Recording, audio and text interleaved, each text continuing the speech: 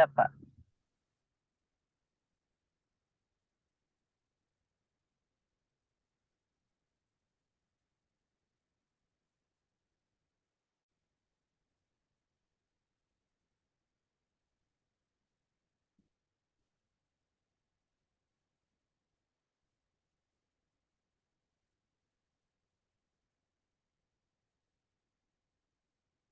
Sudah terlihat ya?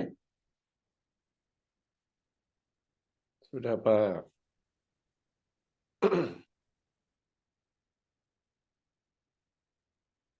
Yang terlihat satu layar penuh, sudah ya? Sudah, Pak. Ya, oke. Jadi saya akan bahas satu persatu ini. 3 soal saja ya. Yang pertama, ini gerak menggelinding di bidang miring ya. Jadi di sini secara umum kita akan mempelajari gerak menggelinding ya. Kalau tanpa slip, ya, ini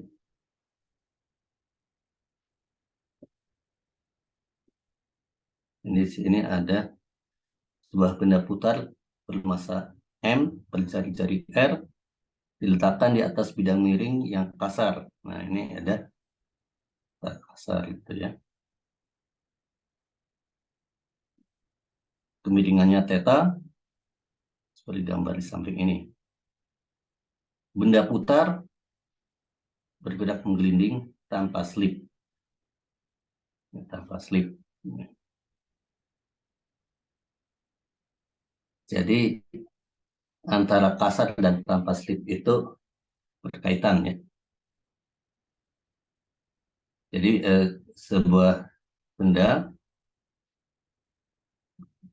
akan bergerak menggelinding itu jika kalau tadinya diam ya, kemudian ditarik atau di bidang miring gitu ya. Dia menggelinding itu karena bidang miringnya kasar ya. Kalau bidang miringnya itu licin, diletakkan di atas bidang miring yang licin itu, benda itu tidak akan menggelinding, tapi dia tergelincir ya. Seperti balok saja begitu ya, tergelincir ya. Jadi ini kata kuncinya yang penting di sini adalah kasar, gitu ya. Dan kemudian bisa menggelinding, gitu ya. Kasar, menggelinding.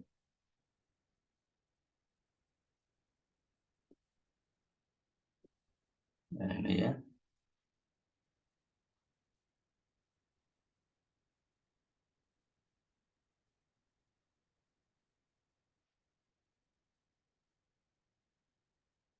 Jadi nanti ada batasannya ya. Kalau bidangnya itu koefisien gesekannya cukup besar, maka dia bisa menggelinding murni ya.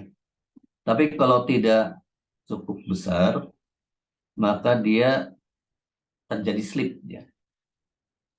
Jadi terjadi slip itu ada gerak menggelindingnya, tetapi juga dia ada tergelincir gitu ya.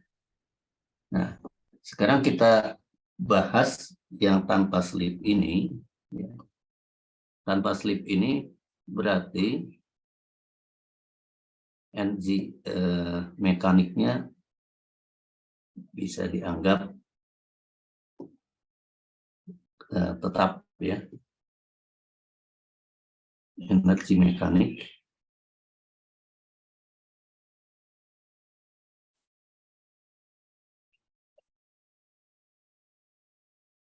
tetap.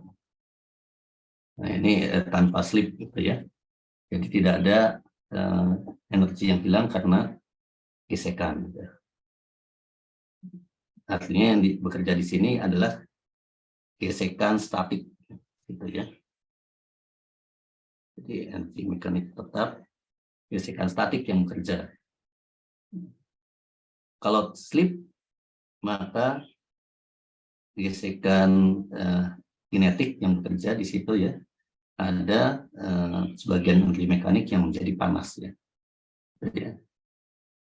Jadi kalau slip,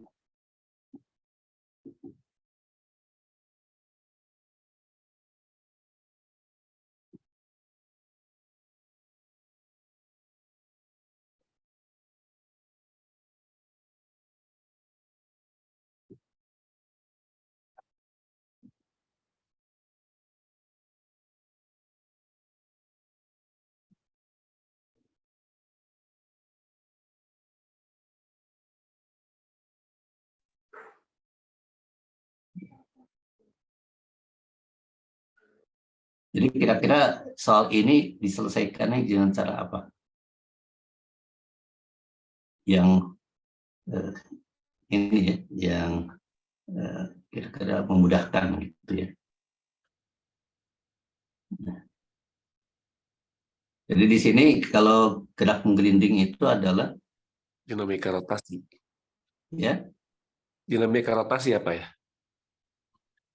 Sigma tau sama dengan I kali alfa itu biasanya oh Pak. iya. Nah, jadi hukum-hukum Newtonnya berlaku ya untuk translasi sigma F dengan MA tetap ya. Ya. Untuk gerak rotasinya sigma torka dengan I alfa ya. Nah, ini berlaku ya. Jadi ini juga vektor sebetulnya, tapi karena di sini menggelindingnya di satu, kita ini ya apa, rotasinya di satu poros, maka kita bisa menganggap ini sebagai arah ininya, rotasinya itu tetap ya. Jadi analoginya dengan gerak lurus ya. Oke, ini bisa dipakai ya. Ini bisa dipakai. Tapi sekali lagi di sini kita harus menguraikan gaya-gaya, harus mencari torkanya segala macam gitu ya. Iya. Dan itu biasanya sulit gitu ya. Nah, jadi nanti saya ingin jadi nanti urut-urutannya kalau seperti itu ya, kecepatan gerak pusat massa bisa dihitung gitu ya, koefisien gesekan statik minimum juga bisa dihitung gitu ya melalui ini ya. Nah, tapi saya ingin perlihatkan ini melalui prinsip kerja energi ya. Kenapa? Karena di sini energi mekanik tetap. Artinya energi mekanik di ini, energi mekanik di tiap tempat itu ya misalnya ya sama ya, jumlah energi potensial dan energi kinetiknya. Jadi di sini berarti apa namanya, energi potensial dan energi, jadi U ya, ditambah K itu tetap. Ini biasanya akan lebih mudah karena kita tidak berurusan dengan vektor gitu sih. Tapi nanti akan saya beri jawaban dengan dua cara itu ya, memakai hukum Newton dan memakai prinsip kerja energi. Baik, nah, tetap saja kita harus mengenal gaya-gaya yang bekerja pada benda tersebut ya. Ada gaya normal dan ada gaya berat, kemudian yang membuat dia menggelinding itu gaya gesekan statik ini ya. Ini yang membuat menggelinding ini menghasilkan torka ya. Gaya normal dan gaya berat tidak menghasilkan torka ya. Jadi Fn dan W tidak menimbulkan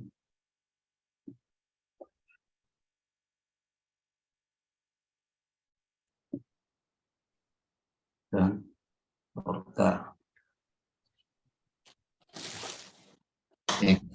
Kita bisa ambil arah ini adalah arah tangensial ya, arah tangensial, sedangkan arah sini arah normal ya. Nah, karena geraknya menuruni bidang miring, ya, kita baca bidang miring berarti percepatan arah normal itu 0 ya. Ini berarti kalau kita uraikan sini, ini adalah W Cos. cos theta ya, W cos theta ya. Itu besarnya sama dengan Fn. Jadi Fn sama dengan Mg cos theta. Nah,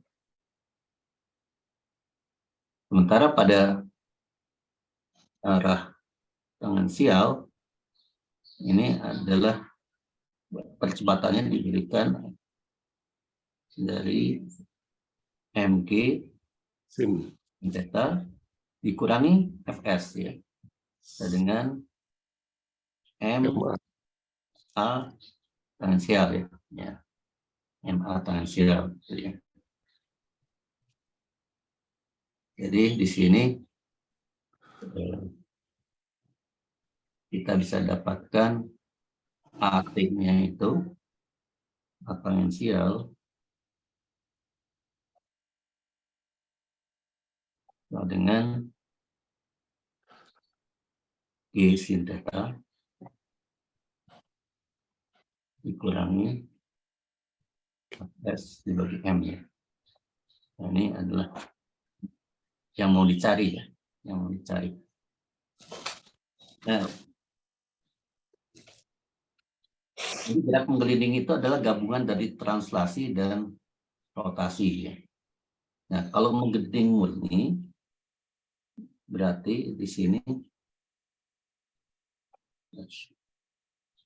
bentar, percepatannya itu adalah, kenapa ini kok hilang?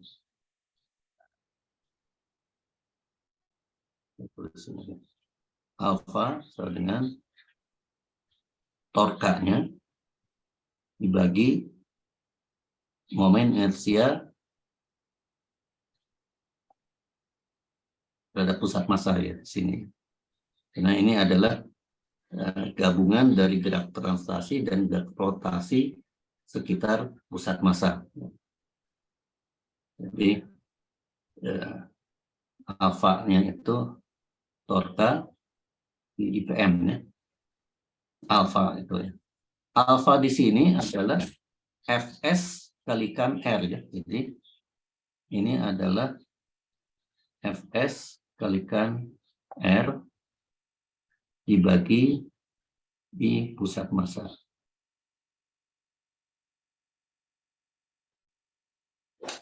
Sehingga kita dapatkan ini selanjutnya ya, ke bawah saja.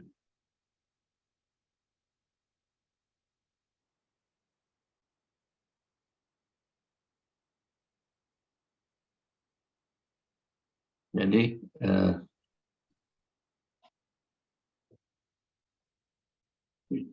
baliknya alfa itu adalah sebetulnya A tangensial dibagi R gitu ya. Sehingga kita dapatkan di sini A tangensialnya itu adalah G sin theta min Fs per M ya.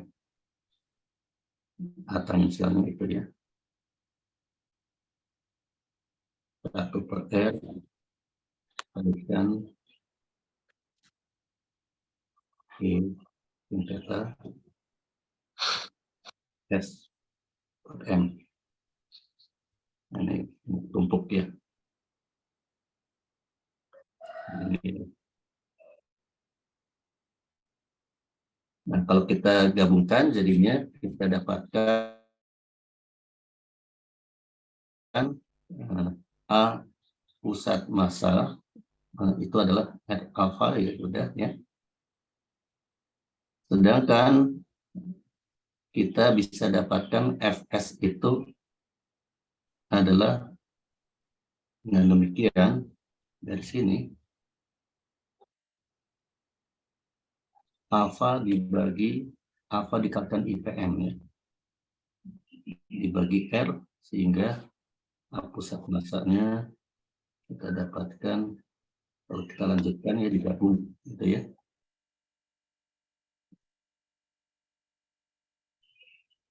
Pusat massa dengan G sin theta. Nah, dikurangi di situ A pusat massa kalikan I pusat massa dibagi MR kuadrat ya, itu dari ya tadi ya sini ya. Jadi ini pusat massanya itu adalah alfa dibagi R gitu ya. Sehingga nanti alfanya ini kan, alfanya ini kita masukkan ke sin theta gitu ya. Nah, ini tinggal diperiksa saja tadi. Maka kita dapatkan di sini, nah ini berarti pakai hukum Newton semuanya ya. Itu A pusat massa sama dengan ini dipindahkan ya sama, sehingga kita dapatkan A pusat massa kalikan 1 plus I pusat massa per MR kuadrat sama dengan G sin theta. Hingga A pusat massanya ini.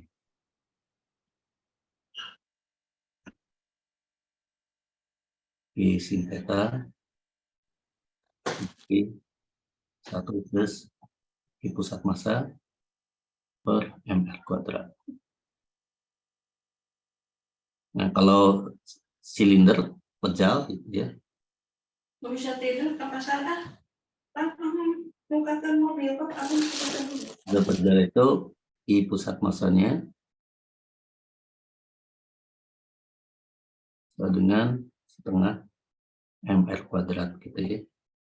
Jadi ya kalau dia silinder pejal kita tinggal masukkan pusat massanya adalah setengah MR kuadrat, sehingga menyebutnya untuk silinder pejal ini untuk kasus ini ya dengan G sin theta dibagi 1 plus setengah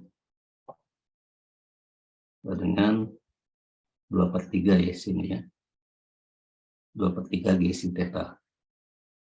Itu untuk kasus silinder pejal ya. Tentu nanti kita bisa ganti dengan macam-macam benda putar yang lain, bisa bola, bisa silinder, kulit silinder, bisa dan sebagainya ya. Nah, kemudian selanjutnya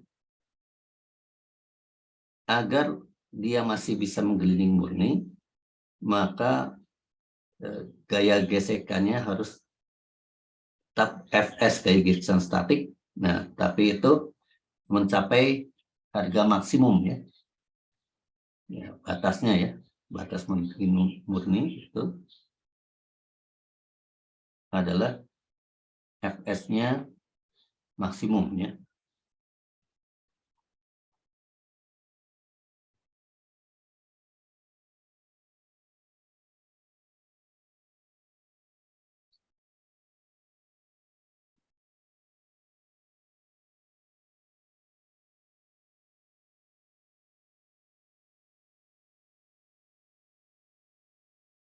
Berarti Fs maksimum itu dengan mu s kalikan Fm ya. US kalikan Fn itu adalah mg cos theta ya tadi ya.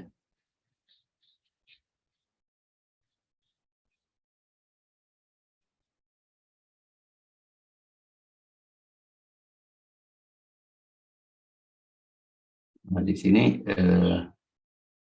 kita bisa dapatkan mu S-nya adalah mg apa namanya Fs maksimum dibagi mg cos theta ya. Sedangkan Fs maksimum itu adalah mu S mg cos theta gitu ya. Jadi mu S-nya adalah kalau kita lihat dari yang sebelumnya,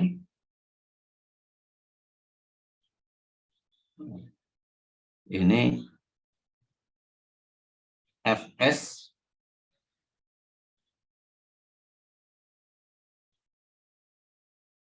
di sini kaitannya dengan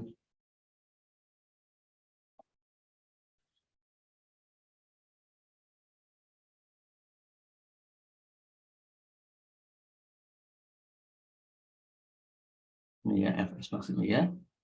Ini jadi mu S-nya itu adalah kaitannya dengan gerak. Nah ya, ini ada benar.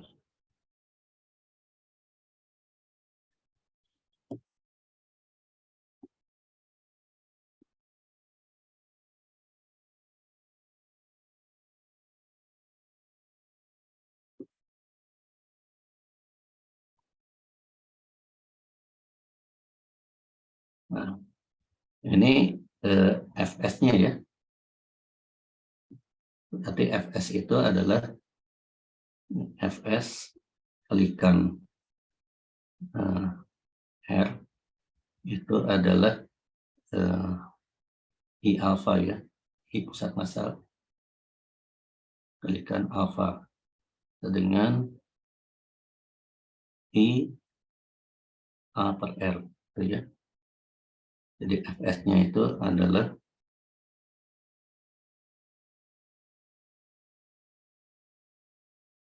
I A per R kuadrat.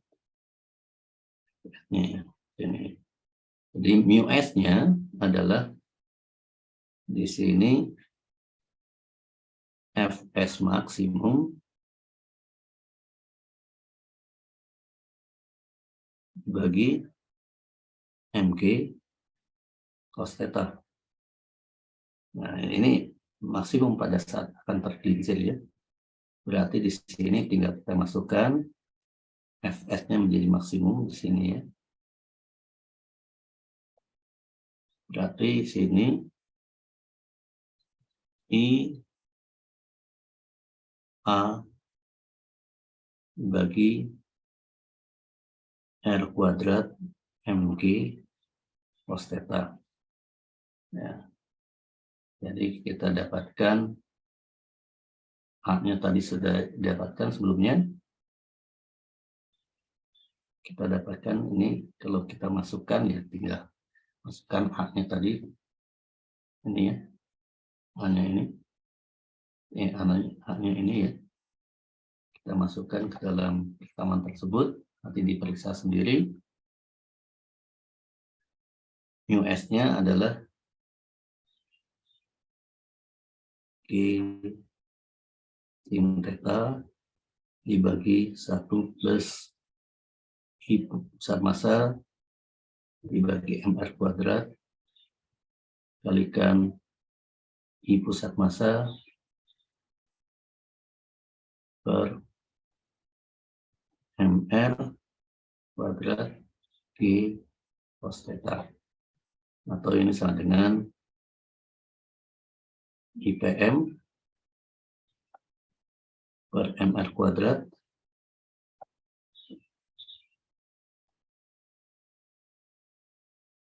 pindah saja ya habis ini per MR kuadrat ini ya tambah IPM sama theta. Jadi IPM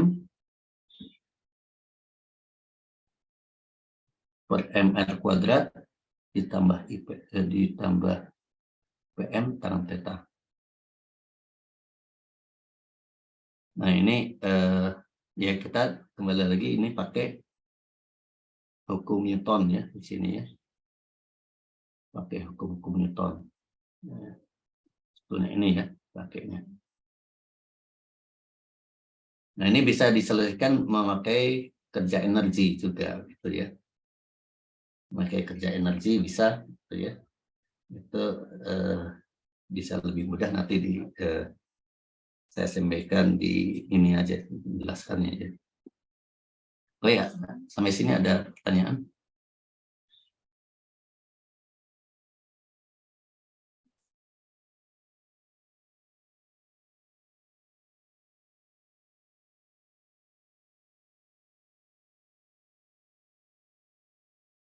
Ya, kita lanjutkan. Yang nomor 2.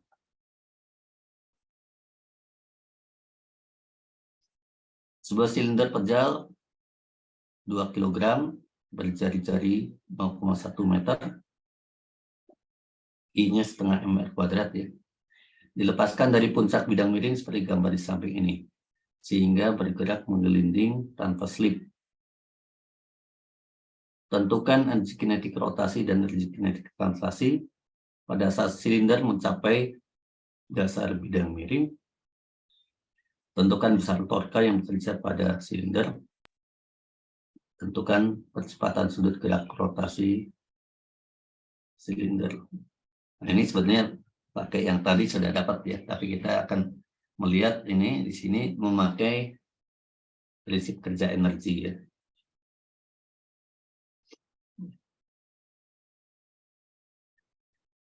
Oke, di sini sudah kelihatan ini ya, sebenarnya pakai prinsip kerja energi. Yang tadi yang nomor 1 pakai hukum Newton ya. Sigma F sama dengan 0, E sama dengan MA, sigma tau sama dengan I alpha gitu ya. Nah, sekarang kita akan pakai prinsip kerja energi. Karena di sini tidak ada slip ya, tanpa slip gitu ya. Sehingga energi mekanik di kondisi 1 ini ya, EM 1 sama dengan EM 2.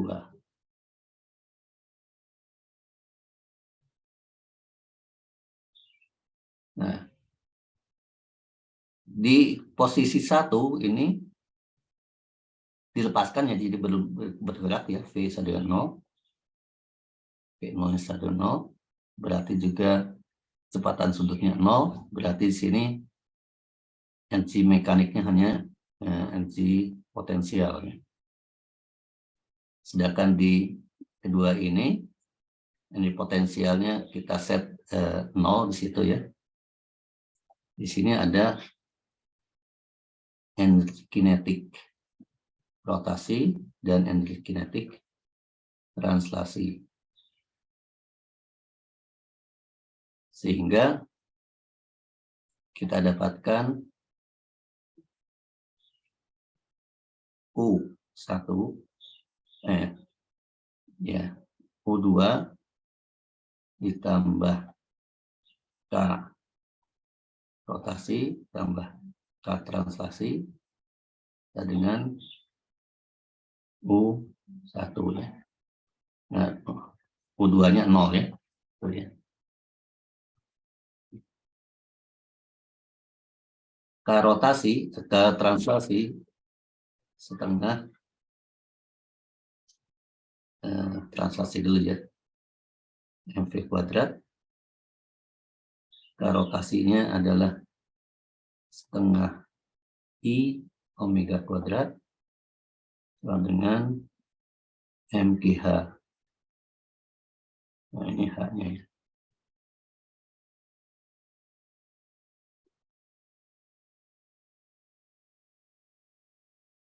Jadi dari sini kita bisa dapatkan geraknya sekali lagi V pusat massa itu sama dengan omega kalikan R. A pusat massanya sama dengan alfa kalikan R ya. Sehingga kita dapatkan di sini kita tulis lagi saja tadi setengah M V pusat massa kuadrat ditambah setengah I-nya itu setengah MR kuadrat ya, I-nya ditambah setengah I setengah MR kuadrat kalikan omega-nya itu adalah V pusat massa per R kuadrat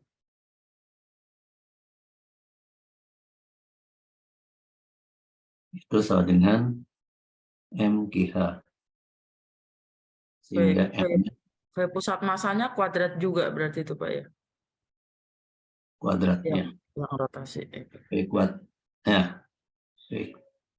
Ya, ini. M-nya hilang.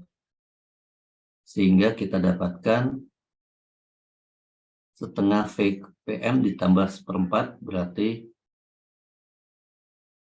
Perempat. 2/4 ditambah seperempat 3/4 ya. 3/4 V pusat massa kuadrat sama dengan GH ya. Maka kita dapatkan dengan demikian. Tadi yang tanya apa ya? Tanya tadi energi apa? Kinetik rotasi ya? Apa tadi? Sabar Pak. Ya. Jadi kita dapatkan VM-nya. Kita dapatkan di situ ya. Energi kinetik rotasi, energi kinetik translasi pada saat mencapai dasar. Nah, jadi kita dapatkan VPM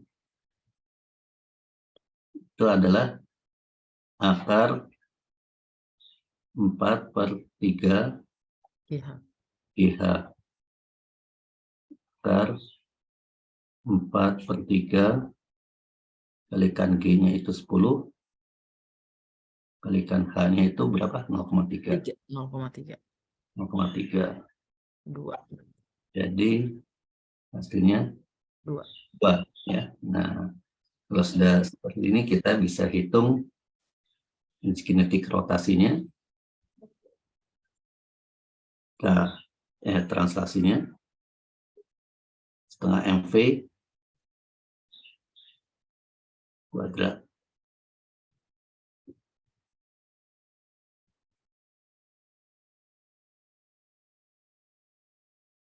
Tinggal dimasukkan saja ya.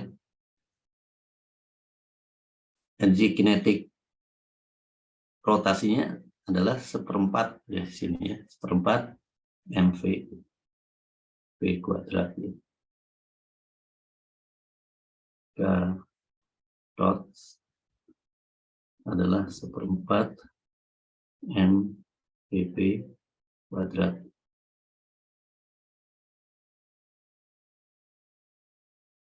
Jadi ya, hasilnya itu akarnya mudah ya.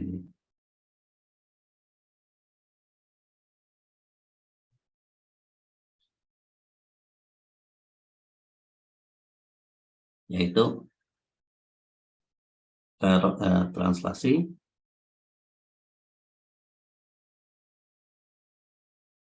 setengah M ini berapa ya? 2 kilogram ya? Kalikan V-nya 2. satuannya joule ya. 2 joule dengan K rotasi dengan separuhnya ya, ini ya. Separuhnya. Kenapa? Karena I-nya adalah setengah mr kuadrat ya. Jadi kita dapatkan setengah I-nya adalah setengah mr kuadrat kalikan omega.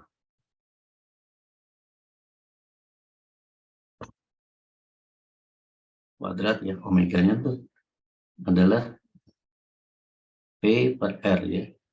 R ini berapa tadi? Yang 0,1 ya. Jadi nanti kita dapatkan separuhnya itu ya.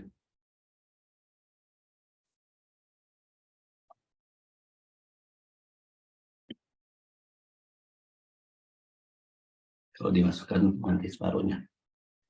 Karena R kuadratnya hilang gitu ya nanti.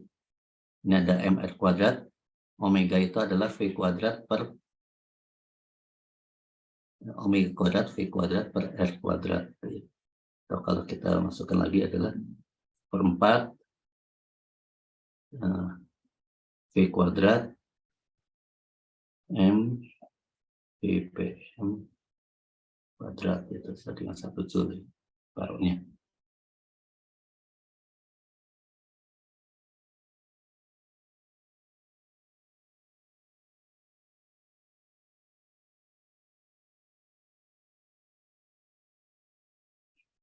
Kemudian pusat massa kita bisa hitung melalui rumusan dari sini ya.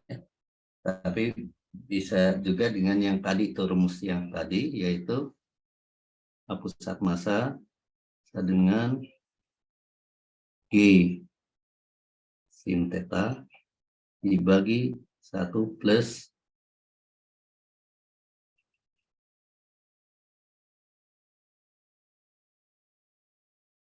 itu nggak bisa ya nih 1 hilang lagi tulisannya, tulisnya aja 1 plus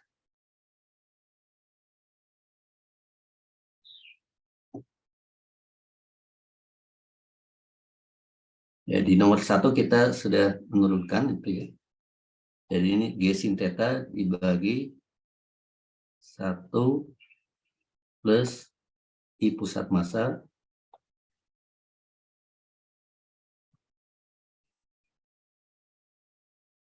per mr kuadrat dengan G sin theta dibagi 1 plus I pusat massanya itu adalah setengah mr kuadrat dibagi mr kuadrat.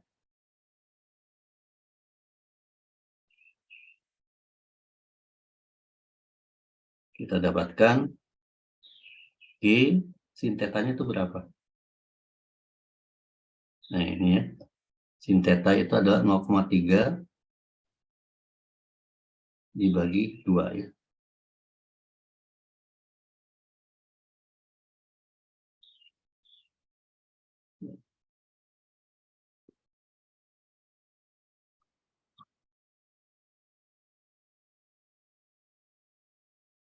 Jadi kita dapatkan di sini 10 kalikan 0,3 per 2 dibagi ini adalah 1,5 3 per 2 ya. Sehingga kita dapatkan hasilnya ini meter per kuadrat.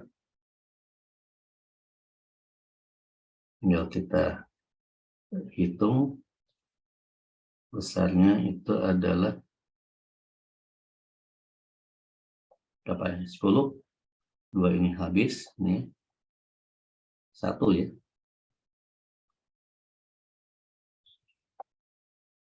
Satu meter persekuan kuadrat.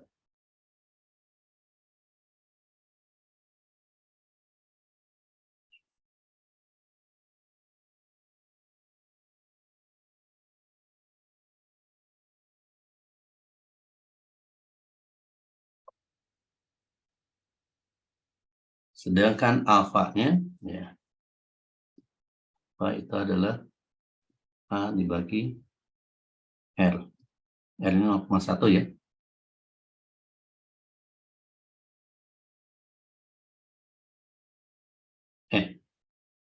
Ya betul.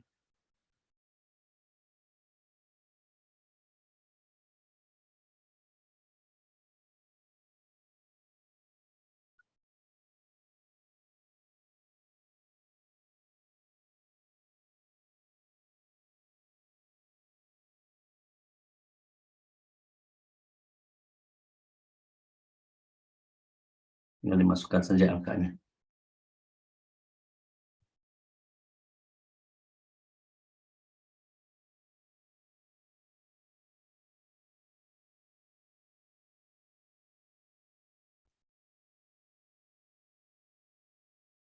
Jadi alfanya 10 ya ini.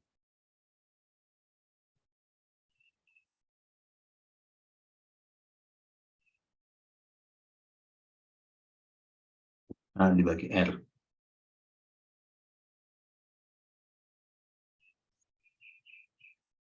Jadi terlihat di sini kita memakai kerja energi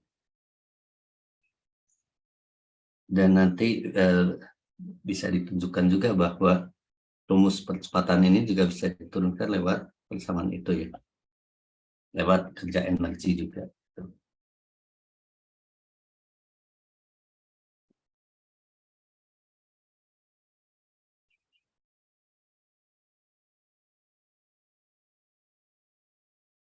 Oke, ada pertanyaan di sini? Pak, Oh iya, silakan. ini yang energi kinetik translasinya, V-nya belum dikuadratin kayak ini ya Pak. Ya, Energi kinetik translasinya tadi kan setengah mv kuadrat. V-nya itu belum dikuadratin. Jadi hasilnya Ya. harusnya bukan 2 tapi 4 banyak Pak. yang mana? Yang energi kinetik translasi. Translasi, rotasi juga.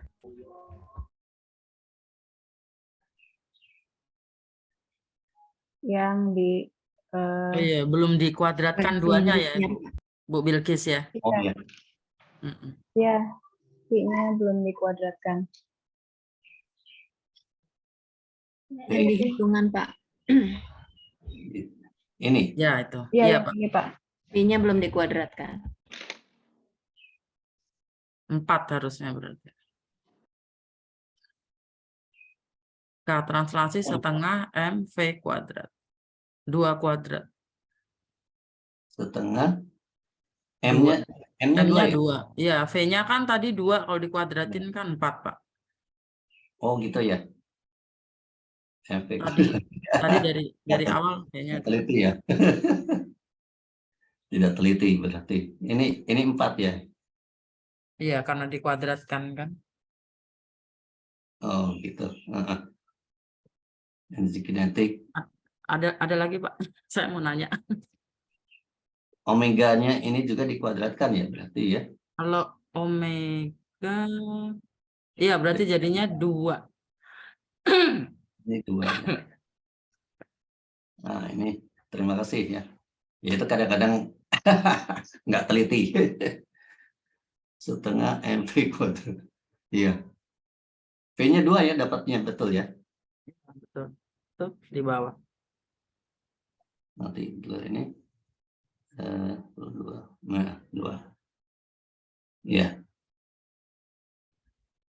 Oke. Ya, terima kasih. Ada lagi Pak, saya mau nanya. Ya, silakan. Ya, tadi apa pas Bapak garis bawah yang slip-slip itu tanpa slip tadi Sebenarnya saya agak gagal paham waktu baca-baca pembahasan. Mungkinnya saya yang susah mencerna, Pak. Kan gerak itu dibedakan, ada gerak bergulir tanpa slip, Mhm. kemudian gerak translasi murni, kemudian gerak rotasi murni. Nah, itu fisisnya itu bagaimana, Pak? Perbedaan signifikan dari ketiga jenis gerak ini. Kalau dari sini sih cuman pakai gambar, kalau yang untuk gerak Oh, bergulir tanpa slip itu dikasih gambar lingkaran, terus dari pusat massa itu ada garis panah VPM, nanti di lingkaran atas itu ada 2 VPM. Kayak gitu saya bingung itu dari mana itu dapatnya, Pak. eh, begini aja itu ya, gerak bergulir ini ya. Bergulir tanpa slip.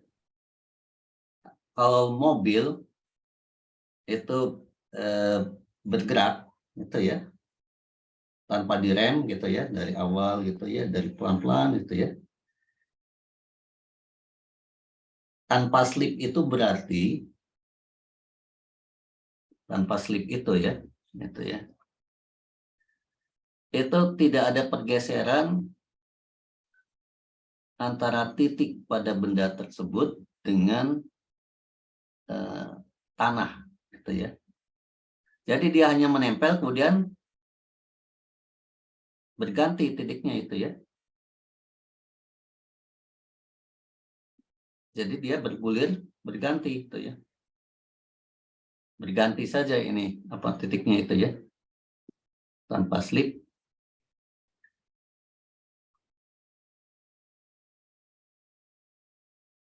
Seperti roda mobil dalam keadaan biasa saja ya. Jadi yang menyentuh tanah itu, menyentuh jalan itu menyentuh kemudian meninggalkan, digantikan dengan bagian yang selanjutnya ya. Jadi tanpa slip berarti tidak ada pergeseran. Pergeseran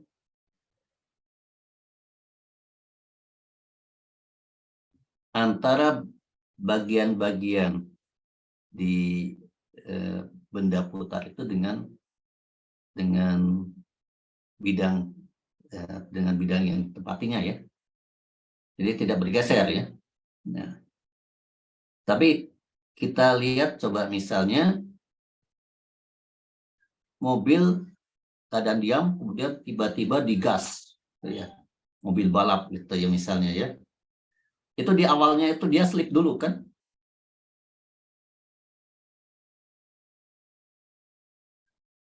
Iya.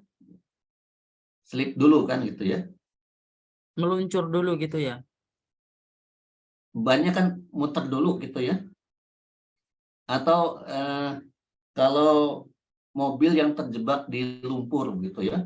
Oh, banyak Itu muter roda tapi nggak pindah tempat gitu ya. nggak pindah tempat itu berarti itu rotasi murni. Kalau tidak berpindah tempat, rotasi murni gitu ya di situ ya. Oh, berarti kayak mobil terjebak itu rotasi murni.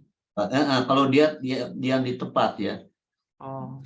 Nah, tapi kalau dia itu sementara dia berputar, tetapi juga dia bergerak translasi maju gitu ya, pelan, ya. Tapi rodanya berputarnya cepat ya, majunya pelan gitu ya. Nah itu adalah slip gitu ya. Artinya bahwa translasinya ada, rotasinya juga ada. Jadi itu menggelinding dengan slip gitu ya. Menggelinding dengan slip itu demikian.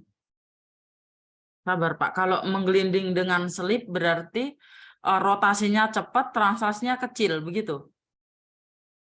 Tidak selalu. Bisa kebalikan. Rotasinya pelan, translasinya cepat. Misalnya mobil sedang meluncur kemudian direm. Gitu ya, direm di tempat yang licin gitu ya. Diremnya tidak terlalu mendadak, tapi kalau tempatnya licin, maka ini rotasinya pelan kan, tapi dia meluncurnya cepat gitu ya. Jadi bisa dua keadaan gitu ya. Mobil yang direm itu rodanya masih misalnya ya, diremnya tidak mendadak gitu ya. Rodanya itu masih berputar, tetapi berputarnya lambat, sementara dia melunsurnya cepat gitu ya. Nah, kalau mobil di awal itu ya, biasanya di di balapan mobil itu ya, meluncurnya ke depan itu pelan ya, tapi rodanya berputarnya cepat. Iya, Nah, rotasinya gitu. cepat. Oh, jadi itu yang apa, bergulir dengan selip itu kayak gitu, ada dua Ya, definisi itu ya? ada dua ya. Oh, Yang jelas bahwa kalau pakai slip itu, kalau slip berarti V tidak sama dengan omega R ya. V tidak sama dengan omega R ya. Bisa V-nya lebih besar dari omega R, bisa V-nya lebih kecil dari omega R gitu ya. Itu kalau slip ya. Jadi ada dua keadaan ya. Slip itu berarti bisa saja V lebih besar dari omega R atau V lebih kecil dari omega R, ini slip. Kalau tanpa slip berarti V sama dengan omega R. sama dengan omega. Ya. Kuncinya demikian. Nah, kalau pakai slip berarti tidak berlaku kekekalan energi mekanik. Kalau pakai slip tidak berlaku kekekalan energi mekanik gitu ya. Jadi biasanya kalau demikian tuh kita pakai hukum Newton jadinya. Berarti nggak boleh pakai kayak nomor 2 prinsip kerja energi, nggak boleh dipakai kalau dia ada slipnya ya Pak ya? Bisa dipakai. Bisa dipakai tapi kan kita harus memperhitungkan kerja oleh gaya yang non konservatif tadi ya, gaya gesekan Iya. kinetiknya diperhitungkan, itu dimasukkan itu ya. Kalau diketahui itu bisa gitu ya. Ada soal ini kok, soal nanti saya cari ya, soal olimpiade yang Slip. kita bisa bahas memakai slip itu ya. Hmm. Nanti saya cari ada kok itu ya. Iya, Pak. Berarti Dan bisa dikerjakan melalui prinsip kerja energi dengan memasukkan faktor kehilangan energi karena oleh slipnya. itu karena slipnya itu. Berarti bergulir tanpa slip dengan menggelinding tanpa slip itu sama ya Pak? Sama-sama. Oh iya. Kemudian kalau yang translasi murni, ini berarti dia kayak tadi misalkan dia meluncur aja, nggak muter gitu rodanya gitu Tidak ya? mutar gitu ya, tidak mutar. Jadi misalnya mobil direm tiba-tiba sampai rodanya ya, ini kita lihat bukan mobilnya ya, tapi rodanya itu tidak berputar lagi, tapi dia masih meluncur kan. Dan itu ya direm tiba-tiba, rodanya tuh berhenti berputar. Nah dia slip gitu ya. Nah itu translasi ya, translasi murni gitu ya, tidak ada rotasinya. Kemudian Pak, untuk gerak rotasi murni, yang rotasi murni ini, V pusat massanya kalau bentuknya lingkaran, V pusat massanya yang di pusat lingkaran kenapa dia 0 ya Pak ya? Nol. Iya. Kalau rotasi murni itu kan tidak tempatnya tidak berubah.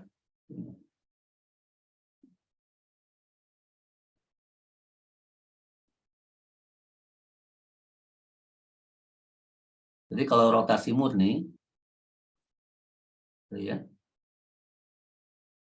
ini misalnya roda mobil terjebak di lumpur ya, sini ya, di lumpur, kan licin gitu ya. Dia berputar, tapi tidak bergerak gitu. Jadi pusat ininya, pusat rotasinya tetap di situ ini ya. Pusat Itu alasannya. rotasi tidak berpindah. Maka ini rotasi murni ini.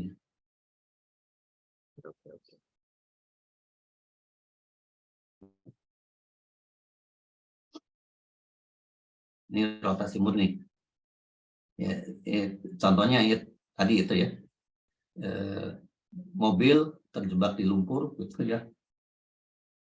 Jadi di kos-kos itu ya dia tetap di situ aja itu ya.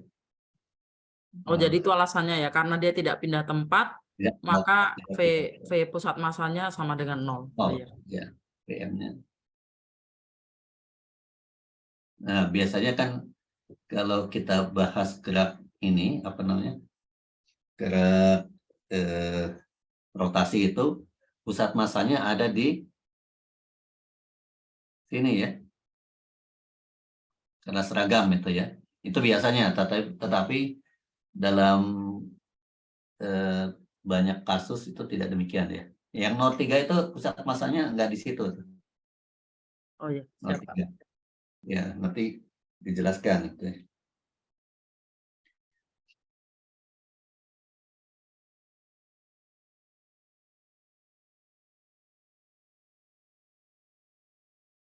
Ada lagi? Tidak ada kayaknya, Pak. Lanjut, Ya. Pak. Lanjut nomor 3 ya. Ya, Pak. Nomor 3 ini menarik ini ya. Sebuah cincin bermassa M dan jari-jari R. Ini ada R-nya ya. Atau R besarnya. Bergerak menggelinding murni. Ya, menggelinding murni ya. Di atas lantai permukaan kasar. Nah, Berarti ini jadi rotasi murni, Pak. enggak. Bukan Oh. ini Oh, menggelinding menggelinding murni. ya, translasi plus rotasi tanpa slip berarti. Tanpa slip ya. Ya. Ini tanpa slip berarti ya. Nah, selalu begitu ya. Bisa tanpa slip itu jika lantai permukaannya kasar. Kalau lantainya licin nggak slip gitu ya. Ada slip, ya. Nah, itu berhubungan itu ya. Nah, ini soal OSK nomor 6 tahun 2016.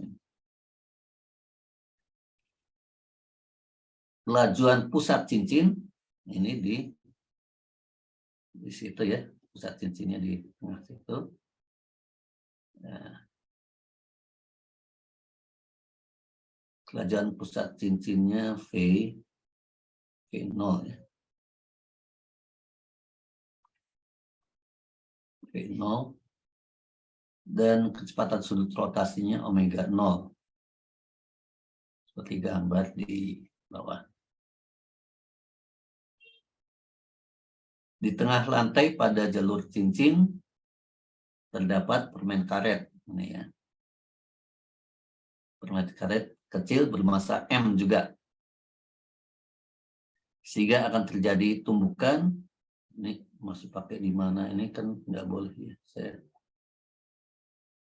Sehingga itu ya. Nah, ini orang jadul nih. Tidak pakai bahasa Indonesia yang baik. Ini diambilnya dari soal OSK soalnya. Sehingga akan terjadi tumbukan dengan sekalian membutuhkan bahasa Indonesia ini. Permen tersebut atau sehingga permen tersebut akan menempel pada cincin.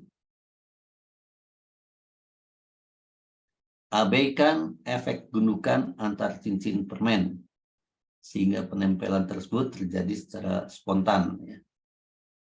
Dan cincin tidak slip sesaat setelah tumbukan. Tidak slip sesaat setelah tumbukan. Diketahui percepatan gravitasi adalah G, carilah laju pusat cincin sesaat setelah peristiwa tumbukan terjadi. Ini sesaat ya. Jadi kalau sesaat itu kondisinya seperti ini nih yang di bawah ini ya. Ini sesaat setelah tumbukan nempel di situ dia. Ikut bergerak ya. Tulis dengan saya berapa. Oh, Tapi iya. itulah nanti masih diskusi karena bagaimana Bu, waktu 3 Mei sampai 20. Ya. Oke, jadi ini kita akan lihat bagaimana menyelesaikannya. Di sini sebetulnya gitu ya, gerak pusat masanya itu ya, pusat massa sistem itu tidak terletak di pusat cincin ya. Jadi misalnya pada saat sedang bergerak ini kan diam ya. Ini pusat massa sistemnya itu ya, karena masanya M, ini pusat massa apa namanya, cincinnya itu di tengah, mr kuadrat gitu ya. Ini juga masanya M, sehingga pusat masanya itu di sini ya. Ya. Ini pusat masanya di tengah-tengah situ ya. Pusat massa. Nah, ketika sesaat sebelum menempel dan setelah menempel itu kan masih di sini ya. Nah, pusat massanya itu di sini ya. Ini ya. Pusat massa.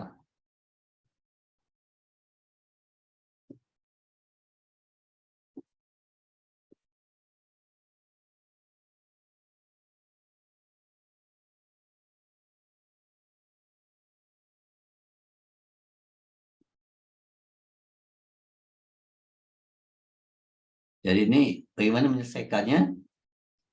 Kita menyelesaikannya memakai gerak benda tegar jadinya ya. Jadi awalnya permen karetnya itu belum menempel ya. Ini ya. Seperti ini. Dia tidak ikut bergerak. Kemudian dia ikut bergerak. Jadi keadaan awal, karena belum ada permen karet, maka awal di sini ya.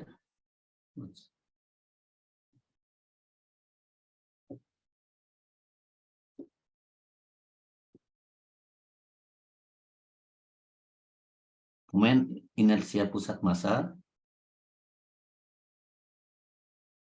atau di sini pusat cincin ya. Yang pusat massa pusat cincin ya, karena pusat massa sistemnya nggak di situ ya. Itu adalah, karena cincin ini adalah mr kuadrat. Kemudian kelajuannya V0, dan V0 ini adalah omega 0 kalikan R.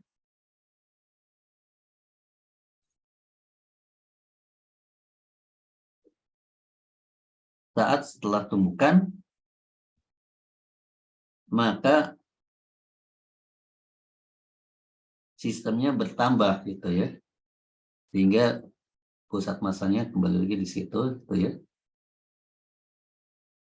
Nah, tetapi kita melihatnya I-nya itu adalah I pusat cincin, yaitu mr kuadrat tambah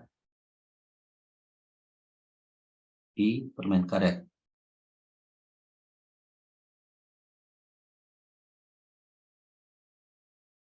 Terhadap pusat cincin,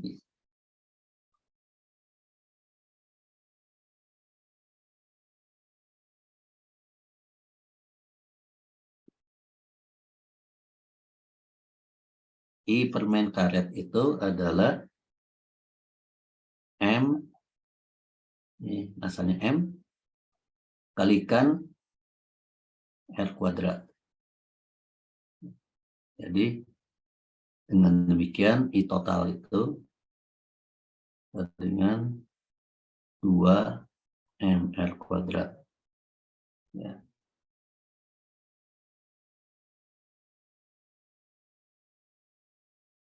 Nah, kecepatannya V, berarti di sini omega dengan apa namanya, V dibagi R, ya. Omega dengan V dibagi R. Yang dicari ini adalah P-nya, ya, P-nya. Pakai apa sekarang di sini, ya? Di sini setelah tumbukan itu permen karetnya nempel kan? Iya, tumbukan tidak lenting ya berarti Pak. Tidak lenting, ya, tidak lenting gitu ya sebetulnya, ya. Nah, kita pakai ketekalan dalam hal ini karena gerak kita tinjaunya dari sisi gerak benda tegarnya, ini dari gerak rotasi, ya. Maka di sini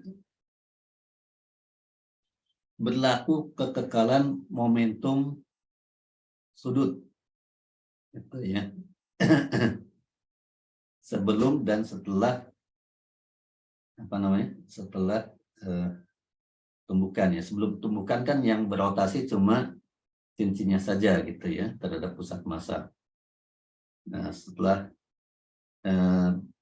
nempel permen karetnya bertambah massanya, nah berarti itu omeganya berkurang, ya, berkurang. Ya, jadi di sini berlaku kekekalan momentum sudut.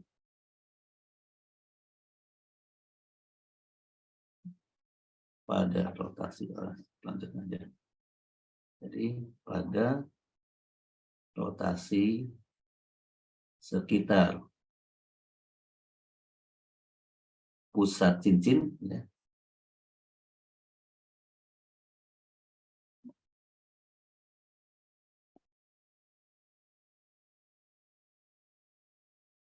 berlaku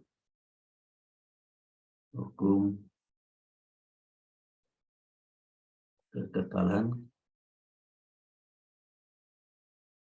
momentum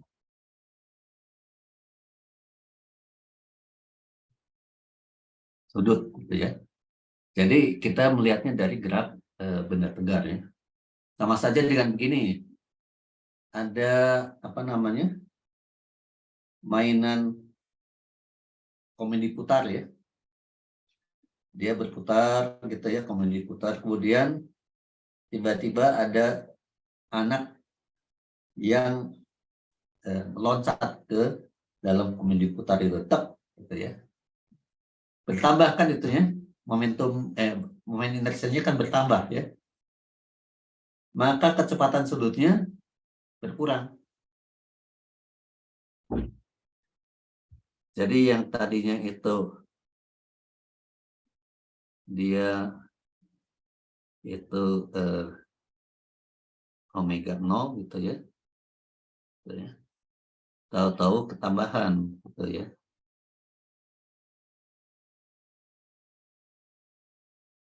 Tambahan M gitu ya. Maka berlaku hukum kekekalan momentum sudut gitu ya. Kita bisa coba juga ya dengan piringan yang diputar gitu ya. Piringan diputar, kemudian kita tiba-tiba kita jatuhkan benda gitu ya di situ ya. Nah, permen karet gitu. Nah, langsung itu apa namanya? Kecepatan sudutnya mengecil ya. Berubah, ya. Berubah. Nah, jadi prinsipnya di situ ya. Kalau tahu prinsip itu sederhana jadinya. Sehga dalam momentum sudut itu I omega. I akhir ya. Omega. Akhir atau I saja ya, omega saja ya, sama dengan I0 omega Omega 0. Iya. Jadi omeganya itu adalah sama dengan I0 omega 0 bagi I akhir.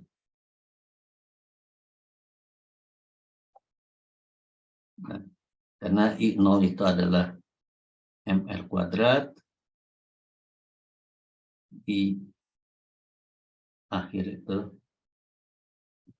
2 Kuadrat MR kuadrat. tambah. Oh iya, 2 kali ditambah ini.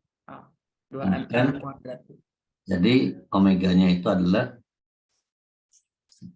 setengah ya, setengah omega 0. Ya.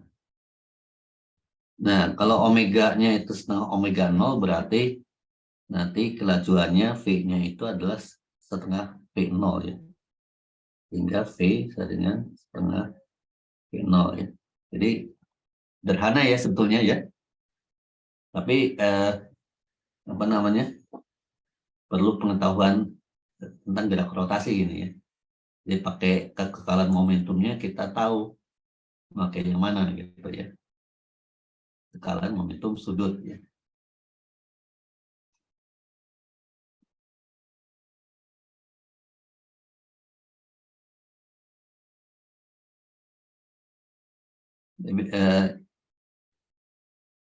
Biasanya di tingkat awal itu kalau pengetahuan tentang ini tidak tahu, bingung gitu ya. Ini pakai apa gitu ya. Berarti pembahasannya cuman sedikit ini aja ya Pak ya? Iya, Langsung betul. pakai. Iya. Tapi harus secara tepat gitu ya. Iya, betul. Nah, Saya pikir kayak rumit gitu kok lihat dari soalnya begini. ya, memang seperti rumit ya. Iya. Nah, ini kan sesaat setelah tumbukan ya. Sebetulnya ini peristiwanya cukup kompleks ya. Bagaimana misalnya kalau tidak sesaat setelah tumbukan? Misalnya ketika nah,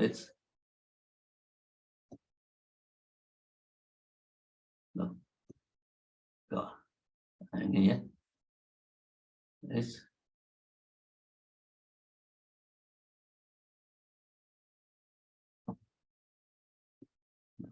Ini ya.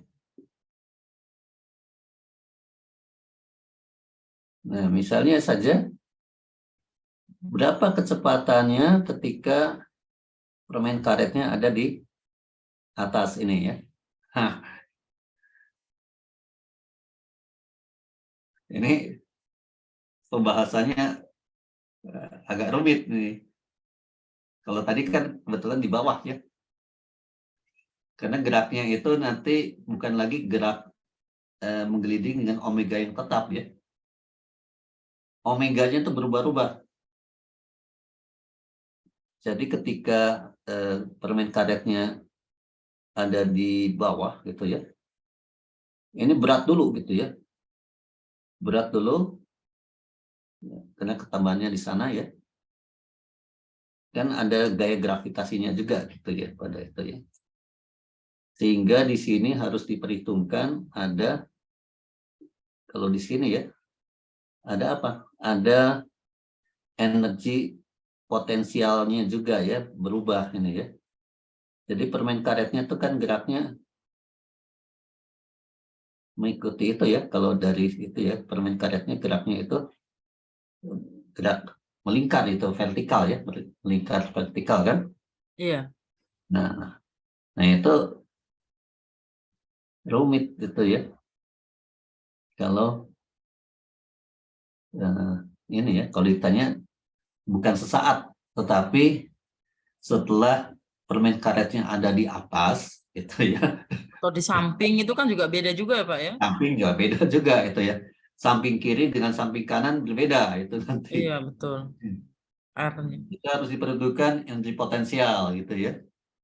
Tapi Kalau pusat rotasinya kan tetap di lantai ya Pak ya? enggak, pusat rotasinya di pusat cincin, pusat rotasinya itu.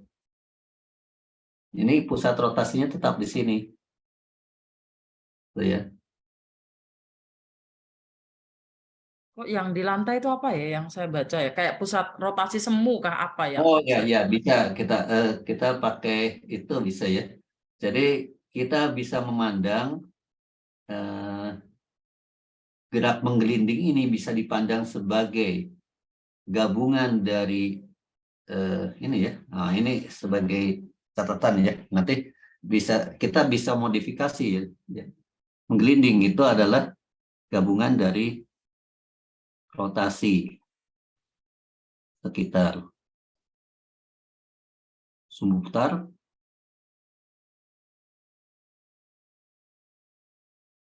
plus translasi. Nah, sumbu putarnya di sini ya. Ini. Tapi bisa juga dipandang sebagai rotasi sesaat di titik temu benda dengan bidang.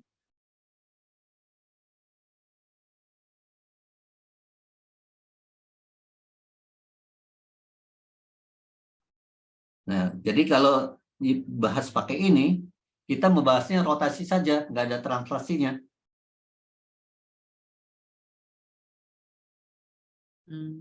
Ya, jadi kalau kita membahas sumbu rotasinya itu di sini ya, di sini sumbu rotasi ya, sumbu sesaat ya, sumbu rotasi sesaat.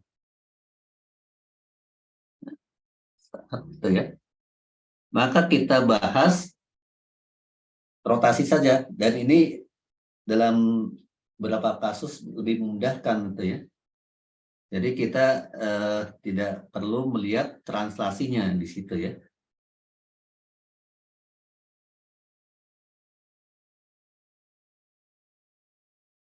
Tapi kalau diperhitungkan translasinya pusat rotasinya harus di tengah ya Pak ya? Nah ya kalau kita itu ini apa namanya? Gabungan dari rotasi sekitar sumbu ini ya, sumbu putar yang biasanya merupakan pusat masanya ya, dengan translasi. Nah kalau kita pindah sumbunya itu di ini sumbunya itu di titik temu, kan sesaat saja di titik itu ya, karena selanjutnya kan bergulir dia itu titik yang lain. Ini hanya sesaat di situ. Nah, ini bisa dipakai juga itu ya. Mungkin nanti dalam beberapa contoh akan saya tunjukkan itu ya, bagaimana memakai metode ini dengan bagaimana memakai dengan gabungan antara transaksi dan rotasi ya.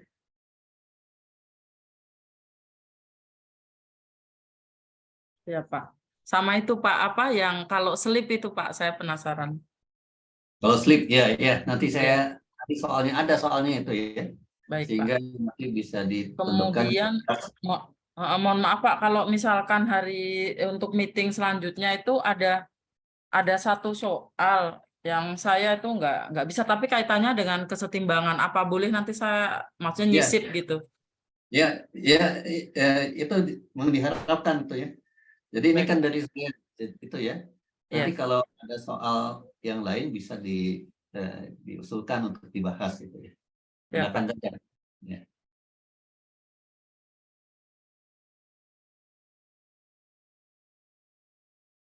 Jadi ini seperti pesawat terbang, gitu ya.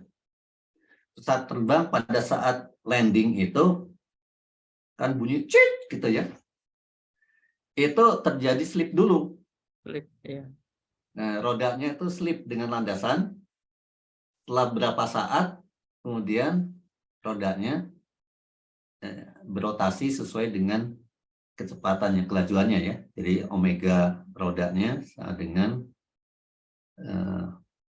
kelajuannya dibagi jari-jari roda itu ya. Tapi awalnya kan bunyi dulu cit gitu ya. Iya. Nah itu bisa diperhitungkan itu ya dengan apa namanya berapa jaraknya itu ya, sehingga dia nanti akan ikut gitu ya. Berapa jaraknya, berapa gaya normalnya kan besar di situ ya, gaya normalnya besar, nanti bisa nah itu juga dalam perhitungan ini ya mekanik itu sangat penting itu, berapa lama dia itu sampai bisa ikut berputar tanpa slip gitu ya. Karena kalau slip terus gitu nanti berbahaya itu ya. Jadi memang hal-hal yang seperti ini nanti karena itu ya saya mengharapkan sekali supaya siswa-siswa SMA itu apa nih mengerti mekanika dengan baik gitu ya. Karena dari ilmu teknik itu ya yang paling banyak dipakai itu ya mekanika itu ya, teknik mesin, teknik sipil dan sebagainya itu. Jadi ya saya teringat aja di dosen sipil ITB yang teriak-teriak, ini gimana nih kita ini bisa kebagian mahasiswa yang tidak tahu mekanika itu, gimana ngajarinya gitu ya. Jadi memang di kelas 10 itu harus ada daya tarik untuk fisika itu ya. Dan harus disampaikan bahwa sampai saat ini itu apa namanya tujuan dari saya memang inginnya sih banyak masuk ke fisika ya gitu, tapi lihat trennya itu kan yang paling banyak diminati kan masih teknik ya, dan teknik itu ilmu dasarnya sebagian besar adalah fisika gitu. Jadi jangan sampai dulu saya pernah ngajar SMA itu saya tanya seorang murid mau kemana nanti, oh dia dengan bawah saya mau masuk elektro katanya. Senang fisika aja enggak gitu ya.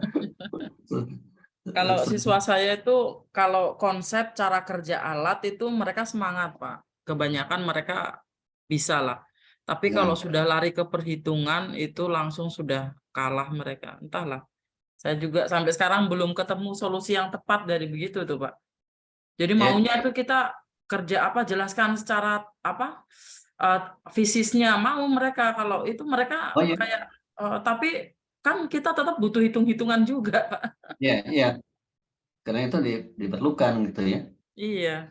Jadi karena itu memang di kelas 10 itu mungkin dibanyakan saja itu ya apa namanya ya penjelasan tentang fenomenanya ya, nggak usah banyak menghitung dulu, karena seringkali itu mereka sudah hobi duluan kalau sudah melihat rumus gitu, rasanya harus hafal gitu ya.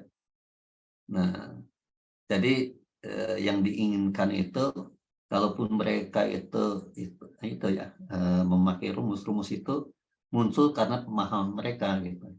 Ya seperti contoh misalnya ya kita apa namanya kita melakukan pengukuran dasar massa ya, gampang kan ukur massanya. Kemudian misalnya balok besi ya, balok kecil ya, balok besi dengan balok kayu. Ukuran dimensinya sama ya, panjang lebar tebalnya sama, tetapi masanya berbeda kan? Apa itu kaitannya? Kalau dimasukkan ke dalam air, besi itu tenggelam, tetapi apa namanya kayu mengapung gitu ya. Nah ini kaitannya dengan apa ini ya? Maka kalau kita diskusikan dengan siswa itu tidak diberi rumus dulu, oh ini kaitannya dengan ini masanya besar padahal volumenya sama kan, nah, ada besaran yang lain itu ya, apa besaran yang lain itu akan bisa kita munculkan kemudian ya yaitu massa jenis gitu ya. Oh iya betul.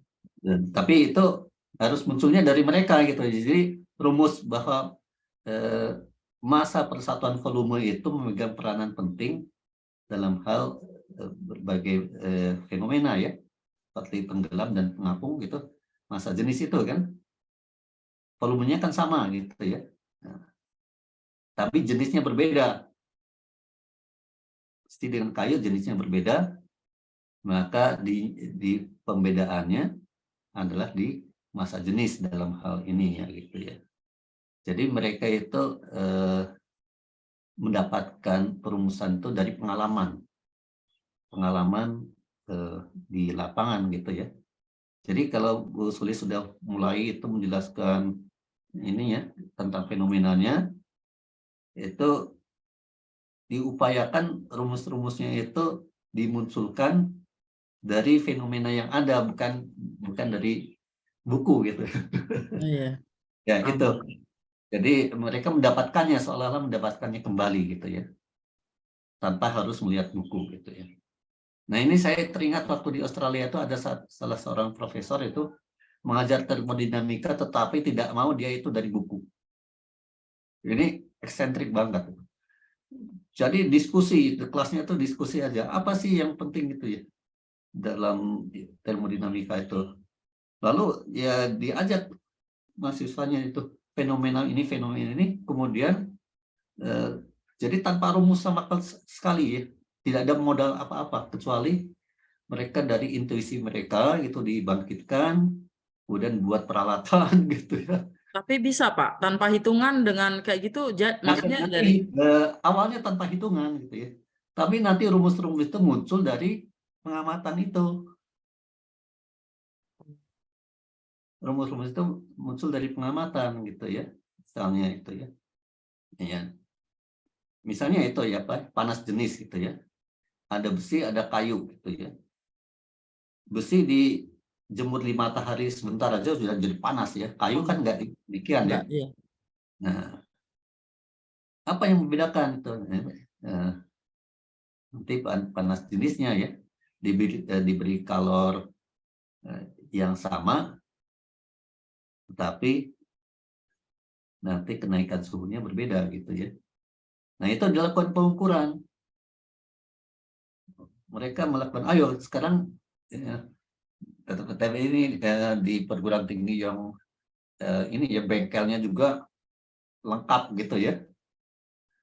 Jadi kan kelasnya sedikit itu, kalau fisika di Australia itu di New South Uni itu hanya 40 orang paling itu mahasiswanya itu ya. Tapi mereka diajak oleh profesor itu untuk berpikir mendapatkan kembali rumus-rumus itu ya. Jadi tidak textbook minded gitu ya, justru buang semua textbook sampai begitu gitu ya. Kenapa? Karena seringkali ya menjadi hafalan saja gitu ya tanpa mengerti fenomenanya gitu ya. Jadi hidup itu itunya. Apa namanya? Baik Pak, Kelasnya. terima kasih masukannya Pak. Mungkin betul harus dipraktekkan begitu untuk yang kelas 1, apalagi kurikulum Merdeka ini kan materinya kan tidak ada hitungan memang Pak, pemanasan global, terus energi alternatif ya. itu. Ya menurut saya itu kesempatan itu ya, kesempatan nantinya justru nanti kalau mereka sudah tertarik ya kita bisa bawa ya. Tapi di kelas 10 itu ya tadi pengukuran dasar, tapi kan kita kaitkan dengan fenomenanya sehingga mereka mendapatkan sendiri rumus itu tuh ya. Misalnya massa jenis itu apa sih gitu ya. Apa yang membedakannya? Nah, volumenya sama tapi massanya berbeda ya, karena jenisnya berbeda.